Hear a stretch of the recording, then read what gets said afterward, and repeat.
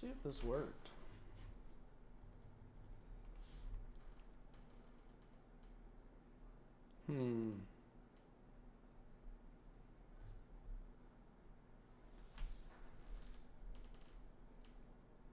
Oh, wow. Okay.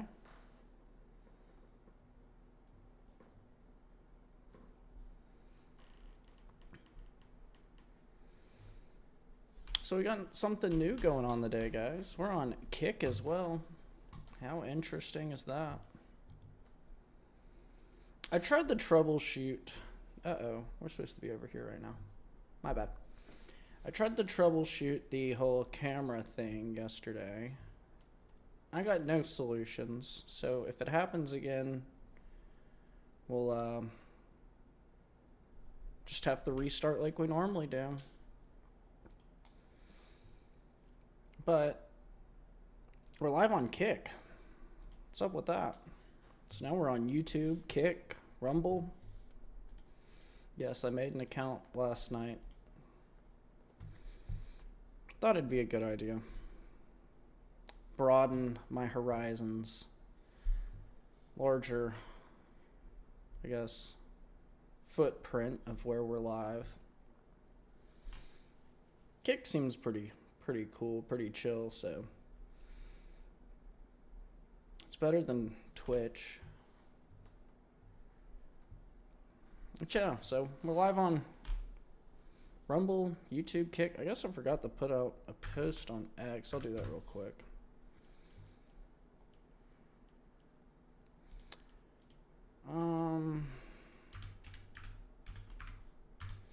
I just saw that the U.S. beat Canada 5-0 in the hockey game, women's hockey. It's just a pool play game, but we'll take those. We're not doing good on total medal count. I'm not gonna lie. Not doing good at all on that.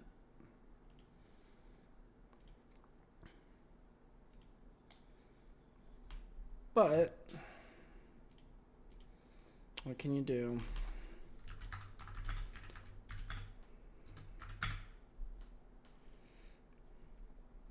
Live now. I guess we'll just do that.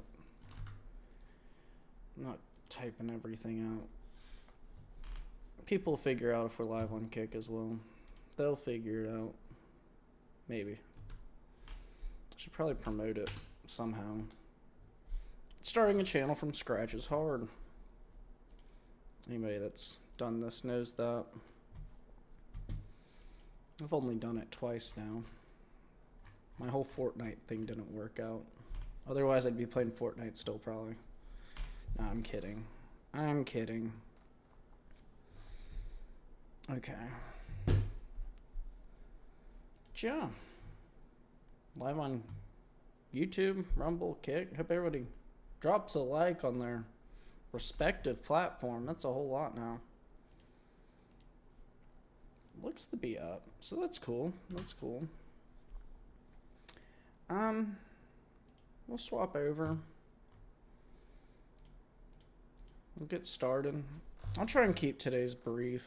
The more I find out about what's going on, the more, I don't even know what the right term is, upset I get. But that's just the modern day. We'll jump into it. Make sure you guys are dropping a like, subscribing, following, whatever your platform suggests. Go for it. Appreciate you guys coming in and stopping by every day. Every day. So today is Tuesday, February 10th, 2026. This is episode number 52 of Addressing the Issues. I guess the first episode on Kick. Hope you guys are enjoying being 52 episodes late. It's fine. Or I guess 51. Only 51. So for our main story, I guess, today, there's a couple main stories, I guess. But American optimism has slumped to a record low.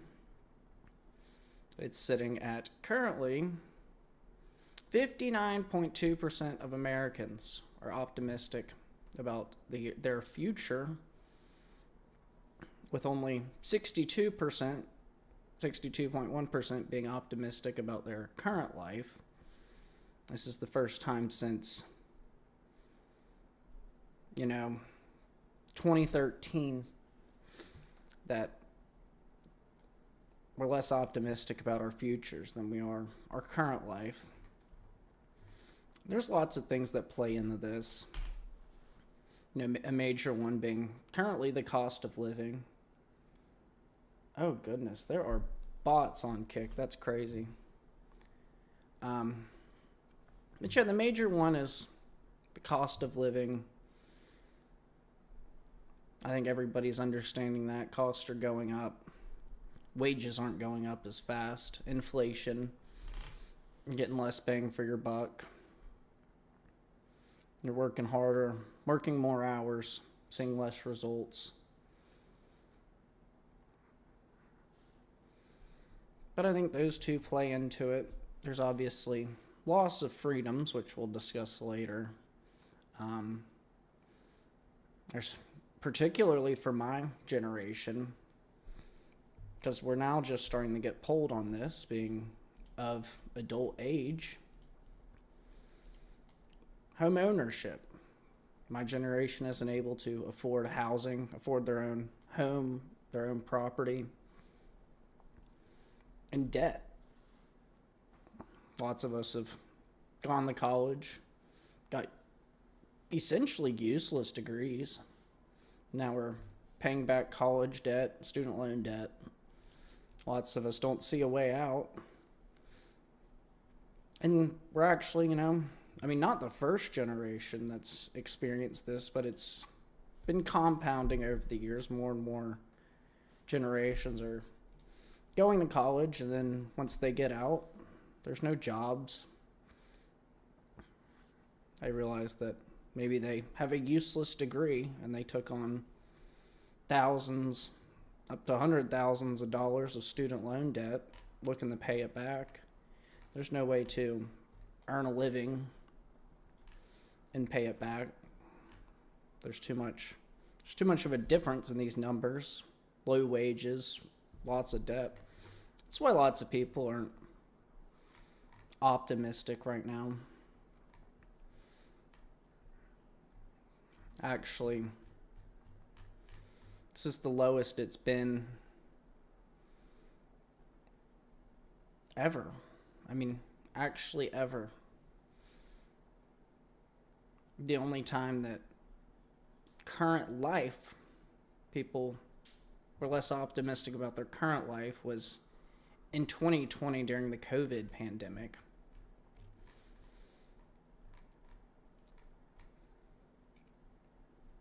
But we're not getting what we've been promised. There's lots of reasons why people aren't optimistic right now. There's AI taking over jobs.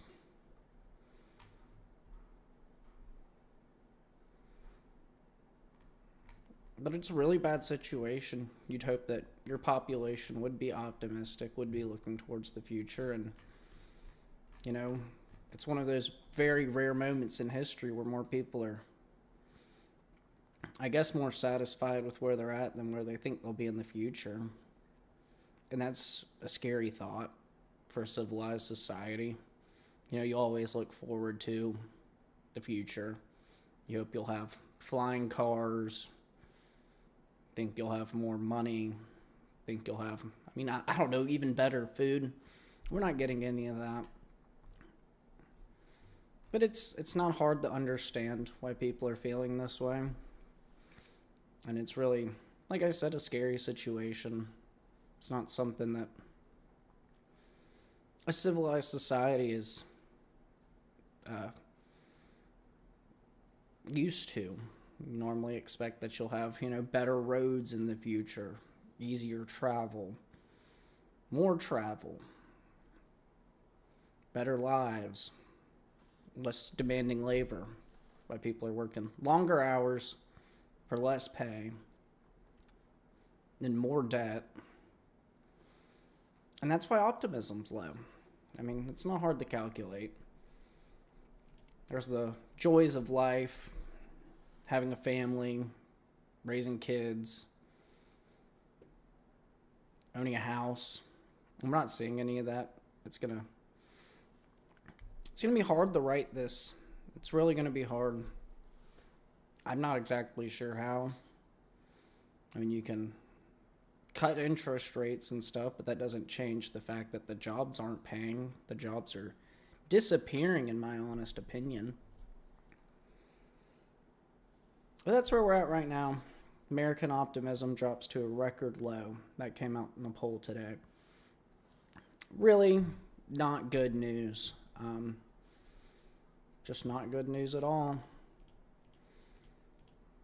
And it also, people don't understand, why Congress gets nothing done, which we'll go into here in a second. But there's nothing being done to correct this. We're seeing no correction whatsoever. In fact, it seems, the people that are in power are actively working against us. And we'll hop into the next one, which is currently there are 8 roadblocks to the SAVE Act. These would be senators who have vowed to vote no, Republican senators that have vowed to vote no, even if we do remove the filibuster. These senators are Rand Paul, Tom Tillis, Todd Young, Jerry Moran, Suzanne Collins, Chuck Grassley, Mitch McConnell, and Lisa Murkowski. I can understand why the last one wouldn't want, a little bit more of a standardized election process. She's only there because of ranked choice voting, which they do in Alaska. It's almost, a guarantee that you'll get some person in the middle who doesn't stand for anything. It's just the lesser of the evils. That's who typically is voted for as number 2 in ranked choice voting, and typically whoever gets the most second places wins. It's just a product of the American political system. We do have, some diversity of thought. Believe it or not, there is some diversity. It's just people don't want to vote. They want to vote for one extreme, and then they'll pick somebody in the middle. Milquetoast as always. And then they'll rank the other 2. Those ones kind of don't count to them. But in this scenario, you always get the person who is in the middle. They don't stand for anything. But that's how ranked choice voting works. That's why she is at Capitol Hill. There's plenty of arguments into why these people are doing this. Lisa Murkowski says that she does not want federalized elections, and that the Constitution provides states the authority to regulate the times, places, and manner of holding federal elections. The issue with that is Congress literally states, Section 4, Clause 1, Article 1 of the Constitution, Congress may at any time, by law, make or alter such regulations. So it sounds like she's just afraid to do her job. But that's how this normally goes. Especially when you get milquetoast people in the middle. There's also the Democrat side of this argument.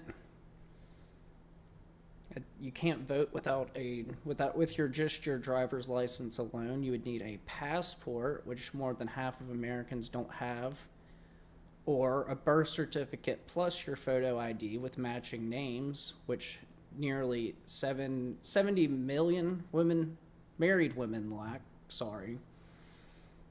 And then military service papers, not a military ID alone, that have sensitive info on them. So that's the opposition. Unfortunately, I don't think this holds any weight. You need a photo ID to do a lot of things in this country. You need it to buy cold medicine, can't buy Sudafed without a government ID, can't drive a motor vehicle without a photo ID. You can't in my state, you can't even go see an apartment. You can't tour an apartment without a photo ID. Yet somehow this is too hard for people to get. Apparently we just have lots of people that are American citizens that don't have birth certificates, passports, a driver's license. I mean, even Somalia has voter ID. It's how ridiculous this is. I mean, we're one of the only countries on this planet that don't require voter ID.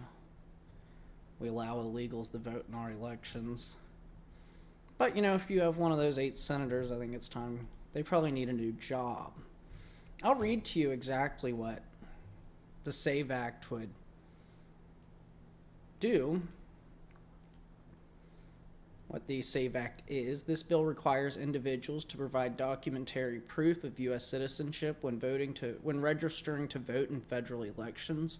Specifically, the bill prohibits states from accepting and processing an application to register to vote in a federal election unless the applicant presents documentary proof of U.S. citizenship. The bill specifies what documents are considered acceptable proof of U.S. citizenship, such as identification that compiles with the Real ID Act of 2005. It's only 21 years later. That indicates U.S. citizenship. Further, the bill prohibits states from registering individual to vote in a federal election unless, at the time the individual applies to register to vote, the individual provides documentary proof of U.S. citizenship, and 2, requires states to establish an alternative process under which an applicant may submit other evidence to demonstrate U.S. citizenship. Each state must take affirmative steps on an ongoing basis to ensure that only U.S. citizens are registered to vote, which shall include establishing a program to identify individuals who are not U.S. citizens using information supplied by certain sources. Additionally, states must remove non-citizens from their official lists of eligible voters.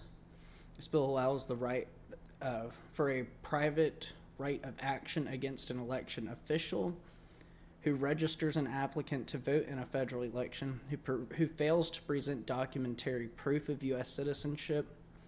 The law establishes criminal penalties for certain offenses, including registering an applicant to vote in a federal election who fails to present documentary proof of U.S. citizenship. This quells all the fears that these people have. I mean, right in the... Where was it? Requires states to establish an alternative process under which an applicant may submit other evidence to demonstrate U.S. citizenship. You won't even have to show a driver's license. You won't even have to show a passport. You've just got to prove that you're a U.S. citizen. And that's too hard. It's too hard to do that. Maybe we're asking the states to do too much. I mean, like I said, in my state, I can't even go tour an apartment without a driver's license, without photo ID. They'll leave it at the front with them and they check it. So apparently, people think we're just dumb. Maybe we're just too dumb to, I guess, either read that there's other ways to do it, or too dumb and poor to acquire a driver's license, a passport. You can get a passport card for $30. $30. Apparently, we can't afford it to vote, to secure elections. I mean, I think that's something everybody can at least sacrifice. Sacrifice $30 so you have free and fair elections. And I guess the alternative argument is people have changed their name. Wouldn't you have documentation for that? Wouldn't you have documentation that you got married and changed your name? Divorced and changed your name? You could just turn it into your state and they would let you vote. It's absolutely crazy that this is an argument. I say that all the time with the SAVE Act. But it is. It's truly absurd that we can't secure our elections from non-citizen voters. That's where we are. That's just where we are these days. Apparently we're dumb, poor. I guess we are poor, but we're not that dumb.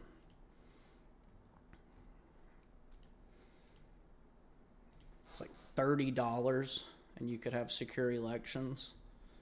It's $30 I'd fork over. Gladly I would give up $30 to not have stolen elections. I think anybody who got mad about January 6th should do the same. If you don't want people rioting on the Capitol, don't allow stolen elections. It's not hard. It costs $30, if that, if you don't already have a passport. Many of these people do. They like going to Europe, vacationing in Cabo. Yet, apparently, showing that to vote is inhumane. It's racist, apparently. It's actually racist. People can't figure out how to get passports, a driver's license, just a regular photo ID. I mean, it's crazy. But apparently we're just all dumb, poor people. And we should allow people that have no understanding of American society to vote in our elections. Like I said previously, hopefully we can get this passed. I don't know that it will at this point.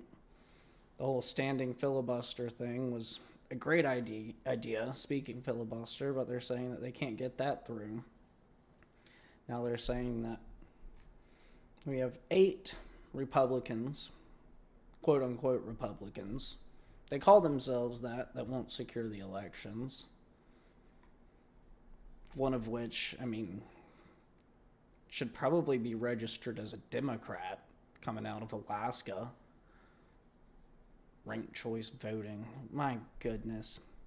You're going to have ranked choice voting and lecture everybody else on election integrity? Give me a break. We'll move on from that. I just figured I'd keep you guys updated on the SAVE Act. Hopefully we can secure our elections. It's not looking likely at this point. 8 senators. And that would have to go through the Senate into the highly contested House of Representatives right now. And I'm sure there's going to be people who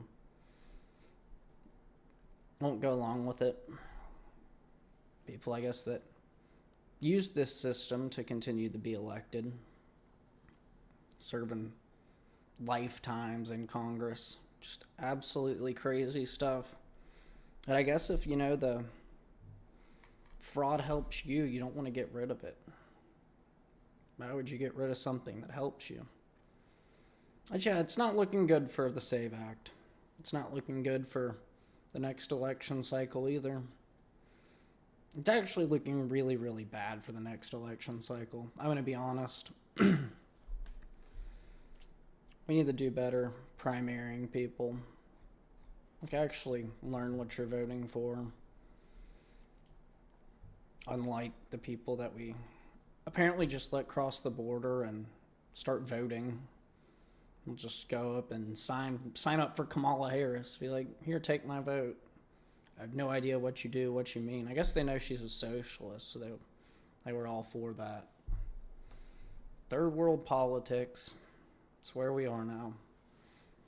We've literally allowed third world politics to get a foothold in America. But shoot, even third world nations require voter ID, so I don't know. I don't get it. I don't get how you can't just get it passed. Maybe they don't trust their states to establish a process, a meaningful process. But I'll just let that go for now. We'll probably be talking about it again in a couple of days. All this is still sitting around on the Speaker or Senate Majority Leader's desk. We'll move on to the next one. So, yesterday, at the White House Liberties Commission's hearing on anti-Semitism, there was a question asked by Carrie Prejean Boller. She asked the group of Jewish individuals, she asked them if anti-Zionism was anti-Semitism. The responses she got were yes, and undoubtedly anti-Zionism is anti-Semitism. Well, I think we should take a moment to define what Zionism is. It's a political ideology and nationalist movement. Remember, nationalism's bad, guys. A political ideology and nationalist movement that emerged in the late 19th century Europe, aiming to establish, sustain, and defend a sovereign Jewish state in their ancestral homeland, Palestine, Israel. It asserts that Jews constitute a nation entitled to self-determination and safety from anti-Semitism. Well, we're absolutely conflating the two. We are conflating a nationalist movement and hatred. The two are completely separate issues. We're also, promoting a modern-day heresy that the Jews need to return to a homeland. Believe it or not, most of us, probably that watch my show, agree that the promise was fulfilled in the New Testament with Jesus Christ. But now we're at the point of building a third temple. It's actually, the behavior of the Antichrist going against God, going against what God told us to do. Sacrificing red heifers. Jesus was the last sacrifice. We don't need any more. I thought that was established 2,000 something years ago. Apparently it wasn't. But there's a lot of Jewish people that do not agree with Zionism. There's a quote from the Voice of Rabbis. It says, "We were never shaped by nationalism, military power, or political dominance. Those values are foreign to Jewish identity. What has always defined us is the Torah, a people rooted in mercy, humility, and devotion to kindness. As our sages teach, there are three distinguishing qualities of this nation: compassion, modesty, and acts of loving kindness." Claiming that the actions of the State of Israel represent Judaism is not merely inaccurate, it stands in direct opposition to what Judaism has always been. Let us say it plainly and without apology. Zionism is not Judaism, and Israel is not the Jewish people. May God bring peace to the world speedily and in our days.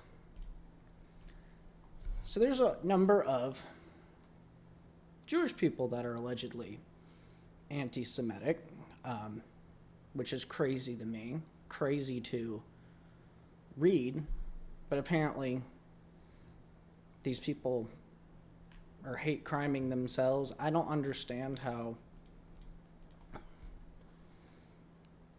we have allowed these two to be conflated, a political ideology and a religion, yet some people live and die by this, they vote by this, they work in Congress by this. I can think of two explicitly. You have Ted Cruz, you have Randy Fine, and plenty of others. I've conflated the two ideologies into one.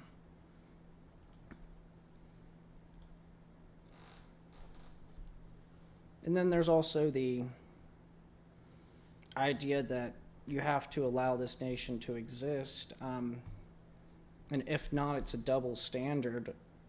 The standard for every country to exist is you have to be able to defend yourself. As a nation, you have to be able to defend yourself. You have to be able to exist economically. You have to have secure borders. That is the concept of a nation. That is the concept of a country. Yet we've conflated these two to then say, if you allow them to get bombed out because they pissed off all their neighbors, you should go to jail. Well, I would argue the same thing for every country, whether it's Saudi Arabia or Italy. If Italy goes and pisses off all its neighbors and it can't defend itself, then it shouldn't exist as a country. If Saudi Arabia goes and pisses off all the Middle Eastern countries and it can't defend itself and it gets taken over, it shouldn't exist as a country. But, and these nations aren't asking for our tax dollars either. They're not asking for U.S. arms. They're not asking for U.S. defense. They're not asking for money, payouts of billions of dollars a year. They're not asking for that, yet they exist. I think it's probably because they haven't pissed everybody off around the world, pissed off all their neighbors,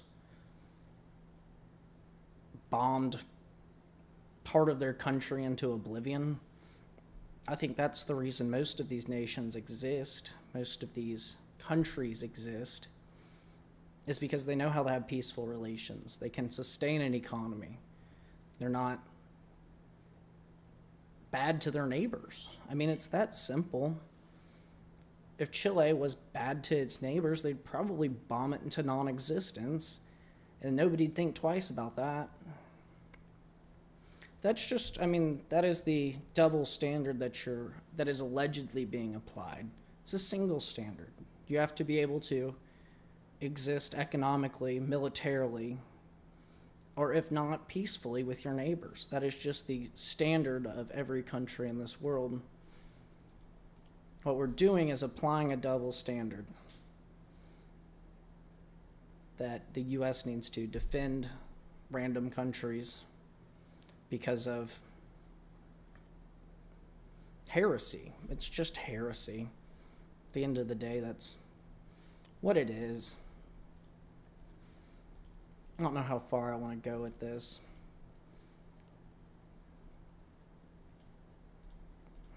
Guess we'll say in another story. Slightly connected, slightly not. I don't know. I point people to watch. There's a 15-minute video by Harrison Smith. It's called The Eighth Front. I'd highly recommend people watch that to understand exactly what's going on here, at least have a better understanding. I should have asked, sent him a DM and said, hey, can I run this on my show? Because this is the eighth front of the seven front war. It's Americans, it's social media, it's mind manipulation, it's propaganda. There's lots of people that have talked out or spoke out about this.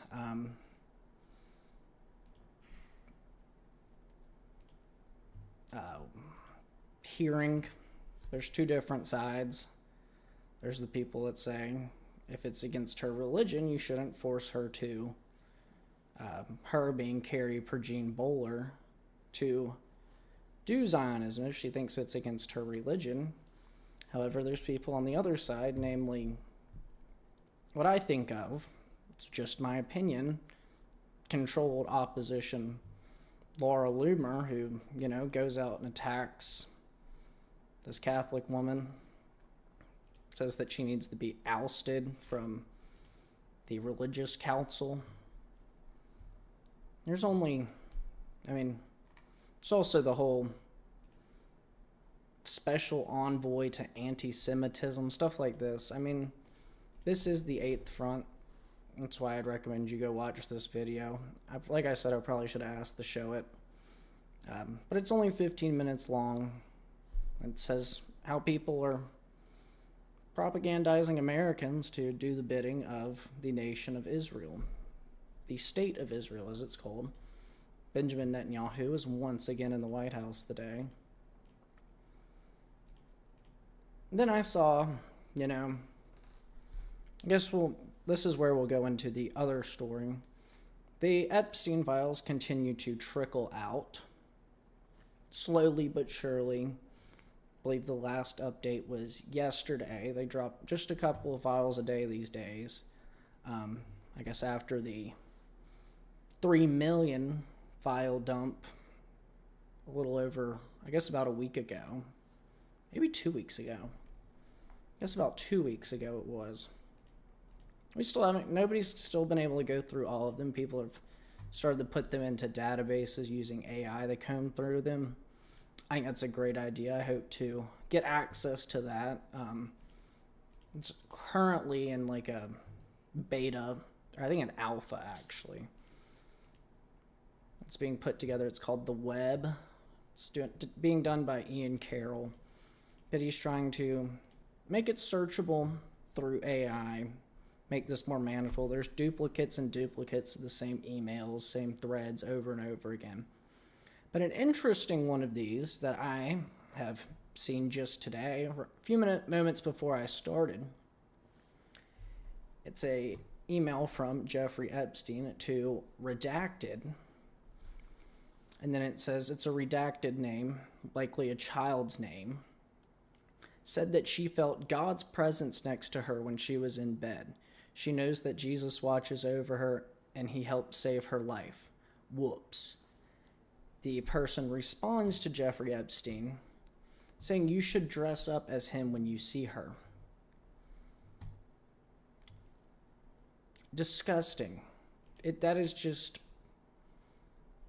disgusting on so many levels. It's immoral in so many different levels. That's probably one of the worst ones I've seen so far. So I figured I'd share it with everybody else and traumatize them. But the insinuation here is this person who's being covered for, their name is redacted, a co-conspirator, is suggested by Jeffrey Epstein to dress up as Jesus next time he takes advantage of a child. Do we not find this troubling yet?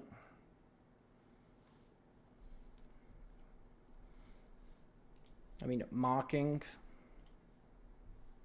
the Savior of all people, saying you should dress up as Jesus, dress up as the one true Son of God, and take advantage of children. Just the most repugnant stuff I've ever seen. And I think everybody should feel the same way. It's demonic. It's truly demonic. And I feel like all this stuff, it ties in together. It's all happening at the same time for a reason. It's all happening at the same time for a reason. But yeah, it does seem like this could be the end of times. We do a little bit of fear-mongering, but you can't go on in a world like this. You can't. It's so crazy. I was reading through when the disciples asked Jesus what the end times would look like. And we're about 2 key things away from it. Just 2 things, 2 or 3. I mean, it literally, what we are living today is exactly how Jesus claimed the end times would look. In Luke, Matthew, Mark. I mean, exactly like it. And we're living through it. I don't know how quick it'd be. And I guess, I mean, it could be worse than this. It could be worse. I don't know how. But it seems like we're on a death race to the end, and, you know, I guess it's just time to repent. You know, give your life to Jesus while you can. It's going to be the only solution, only answer. It's the best answer I've got. But we'll wrap up there. I think this whole thing is going way too far. I think it goes further and further every day. But I'd recommend you look through your Bible. Look at what Jesus said to the disciples on the Mount of Olives, looking at the temple. And just make comparisons to what you're seeing right now. And it's scary. But like I said, we do a little bit of fear-mongering. I guess it's not scary. It's just, it is what it is. It's the way it was written. But yeah, we'll end there. Go ahead and drop a like if you enjoyed today. I hope everybody did. It's a little fear-mongering episode, I guess. You know, subscribe on YouTube, follow on Rumble and Kick. Like I said, Kick seems to be a pretty chill spot. So we're going to start broadening the footprint there. It's pretty easy to set up an account, get it going the day. Works just like everything else. So there's people in chat over there. Bots. They're not people. They're bots, but it is what it is. That's the modern day. That's the modern day. But yeah, I don't see any chats today. I guess everybody's driving with two hands on the wheel. I respect it. I appreciate that. Be safe. Be smart. I'm not paying your ticket for texting and driving. I'm not. So I appreciate all you guys being responsible. And yeah, I'll be back tomorrow, live, 4:45 Eastern Time. We'll have more stuff. Today was, kind of slow. Kind of, I guess, seemingly less impactful than other days. But yeah, no good news today. Maybe we'll have some good news tomorrow. Doesn't seem like it these days. Seems to be a more and more depressing cycle.